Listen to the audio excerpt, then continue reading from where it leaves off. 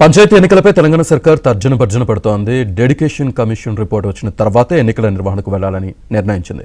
ఫిబ్రవరి 2 లోపు dedication commission నివేదిక ఇవ్వనుంది. దీంతో రిపోర్ట్ వచ్చిన తర్వాత మరోసారి అధికారులతో సీఎం రేవంత్ రెడ్డి సమీక్ష నిర్వహించనున్నారు.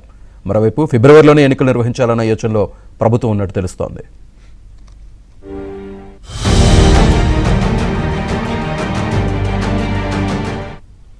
ఇదే అంశానికి సంబంధించి పూర్తి డీటెయిల్స్ మా కరెస్పాండెంట్ నర్సింగ్ లైవ్లో అందిస్తారు. నర్సింగ్. శ్రీనివాస్, ఈరోజు ఇంటిగ్రేటెడ్ పోలీస్ కమాండ్ కంట్రోల్ సెంటర్లో ముఖ్యమంత్రి రేవంత్ రెడ్డి పంచాయతీరాజ్ అండ్ గ్రామీణాభివృద్ధి శాఖ అధికారులతో సమావేశాన్ని నిర్వహించారు. ఈ సమావేశానికి ముఖ్యమంత్రి రేవంత్ రెడ్డితో పాటుగా మంత్రులు సీతక్క, అదేవిధంగా డిప్యూటీ సీఎం మల్లు బట్టి విక్రమార్క, ఉత్తమ్ కుమార్ రెడ్డి, పొంగులేటి శ్రీనివాస్ రెడ్డి తదితర నేతలు, ఉన్నతాధికారులు ఈ సమావేశానికి సిఎస్ శాంతికుమార్తో సహా పలువురు ఉన్నతాధికారులు హాజరయ్యారు. ప్రధానంగా ఇటీవల రాష్ట్ర ప్రభుత్వం నిర్వహించినటువంటి సమగ్ర కుటుంబ సర్వేకి సంబంధించి, సమగ్ర కులగణన సర్వేకి సంబంధించినటువంటి వివరాలపైన సమగ్రంగా చర్చించారు. సో ఆ వివరాలని తెలుసుకునేటువంటి ప్రయత్నం చేశారు. ఈ సమగ్ర కుటుంబ సర్వేని, ఇంటింటి కుటుంబ సర్వేని సక్సెస్ఫుల్గా నిర్వహించినటువంటి అధికారులని ముఖ్యమంత్రి రేవంత్ రెడ్డి ఈ సందర్భంగా అభినందించారు. జాతీయ స్థాయిలో ఈ సర్వే, ఎందుకంటే కాంగ్రెస్ పార్టీ ప్రధానంగా ఏఐసిసి జాతీయ స్థాయిలో కులగణన కోసం పట్టుబడుతున్నటువంటి నేపథ్యంలో తెలంగాణ ఎంతో ప్రతిష్టాత్మకంగా చేపట్టినటువంటి ఈ కులగణనకు సంబంధించి జాతీయ స్థాయిలో ప్రశంసలు అందుతున్నాయనేటువంటి మాటని ముఖ్యమంత్రి రేవంత్ రెడ్డి ఈ సందర్భంగా సమావేశంలో ప్రస్తావించారు. అధికారులను కూడా అభినందించారు. అయితే ఈ సమావేశంలో ఈ పంచాయతీరాజ్ ఎన్నికలపైన ఒక నిర్ణయం తీసుకుంటారని స్పష్టత వస్తుందని చెప్పి భావించినప్పటికీ ఇంకా ఈరోజు సమావేశంలో మాత్రమే స్పష్టత రాలేదు. అయితే కులగణనకు సంబంధించినటువంటి ముసాయిదా సిద్ధమైనప్పటికీ ఇంకా ఫైనల్ రిపోర్ట్ని డెడికేషన్ కమిషన్ ప్రభుత్వానికి అందజేయలేదు. ఫిబ్రవరి 2వ తేదీలోపు ప్రభుత్వానికి, కేబినెట్ సబ్ కమిటీకి అందిస్తామని చెప్పి డెడికేషన్ కమిషన్ ప్రభుత్వానికి తెలిపింది. సో ఈ నేపథ్యంలో ఫిబ్రవరి 2 తర్వాత మరొక మారు సమావేశం అయ్యి ఈ పంచాయతీ ఎన్నికలపైన ఒక నిర్ణయం తీసుకునేటువంటి ఆలోచనలోనైతే ప్రభుత్వం ఉంది. అయితే ఆ రిపోర్ట్ ఏ విధంగా వచ్చినప్పటికీ, అంటే వాళ్ళ రిపోర్ట్లో ప్రకారం అయితే మనకు అందుతున్నటువంటి సమాచారం మేరకు 56% బీసీల సంఖ్య తేలినట్లుగా తెలుస్తూ ఉంది.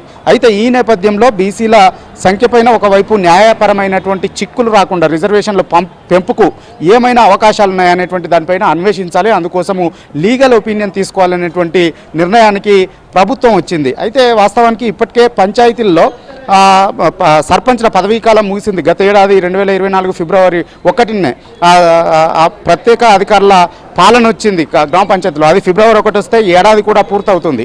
సో ఈ నేపథ్యంలో కేంద్రం నుంచి రావాల్సినటువంటి ఫైనాన్స్ నిధులు కూడా, ఎన్నికలు రానటువంటి నేపథ్యంలో ఫైనాన్స్ నిధులు కూడా రావడం లేదు.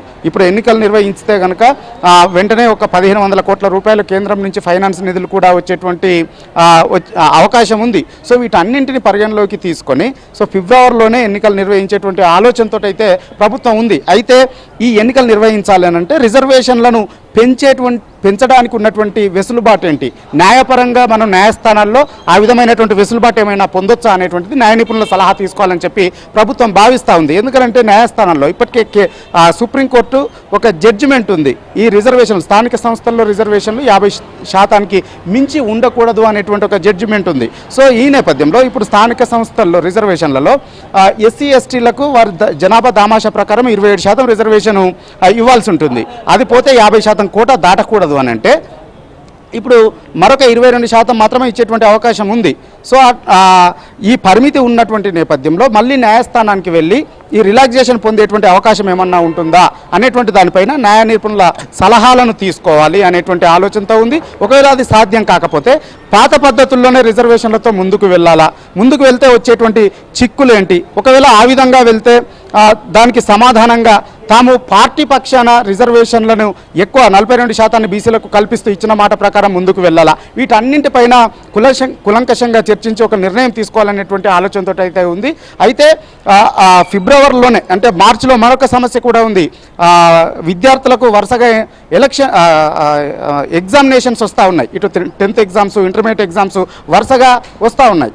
సో అప్పుడు ఉద్యోగులు కూడా ఆ ఎగ్జామినేషన్ డ్యూటీల్లో ఉంటారు. అది కూడా కొంత ఇబ్బందిగా మారేటువంటి అవకాశం ఉంటుంది. కాబట్టి ఈ ఫిబ్రవరి నెలాఖరులోపే పూర్తి చేస్తే, ఎన్నికల్ని పూర్తి చేస్తే పూర్తి చేసుకొని ముందుకు వెళ్ళాలనేటువంటి ఆలోచనతో అయితే ప్రభుత్వం ఉంది. సో ఈ నేపథ్యంలో ఇప్పటికే ఎన్నికల సంఘం అధికారులతో కూడా సంప్రదింపులు జరిపారు. అయితే వారు ఓటర్ల జాబితాను కూడా ఫైనల్ చేసినటువంటి నేపథ్యంలో ఈ రిజర్వేషన్ల అంశం పైన ప్రభుత్వం ఒక నిర్ణయం తీసుకుంటే ఖచ్చితంగా 15 రోజుల్లోనే ఈ ఎన్నికల్ని పూర్తి చేస్తామనేటువంటి మాటని ఎన్నికల సంఘం అధికారులు కూడా చెప్తా ఉన్నారు. ఈ పరిణామాలన్నింటి నేపథ్యంలో ఖచ్చితంగా వీలైనంత మేరకు ఫిబ్రవరి లోపే పూర్తి చేయాలనేటువంటి ఆలోచనతో అయితే ఉంది. అయితే ఈ విషయంలో కొంత రిజర్వేషన్ల అంశమే కొంత ఇబ్బందికరంగా మారేటువంటి అవకాశం ఉన్నటువంటి నేపథ్యంలో ఇది కూడా న్యాయపరంగా కావచ్చు, ఇటు రాజకీయంగా కావచ్చు, ఏ విధంగా ఇబ్బందులు లేకుండా ముందుకు వెళ్ళాలనేటువంటి దానిపైనే తర్జనా భర్జన పడుతుంది. ఫైనల్గా న్యాయ నిపుణుల సలహా తీసుకొని దీనిపైన ముందుకు వెళ్ళేటువంటి ఆలోచనతో ఉంది. అయితే ఈ నిర్ణయాలన్నీ కూడా డెడికేషన్ కమిషన్ రిపోర్టు ఫిబ్రవరి 2 లోపు ఇస్తామని చెప్పినటువంటి నేపథ్యంలో ఈ లోపుగా ఒక ఫైనల్ ఆ తర్వాతనే మరొక సమావేశమై ఫైనల్ నిర్ణయాన్ని తీసుకునేటువంటి అవకాశం ఉంది. అప్పుడే పంచాయతీ ఎన్నికలపైన ఒక క్లారిటీ వచ్చే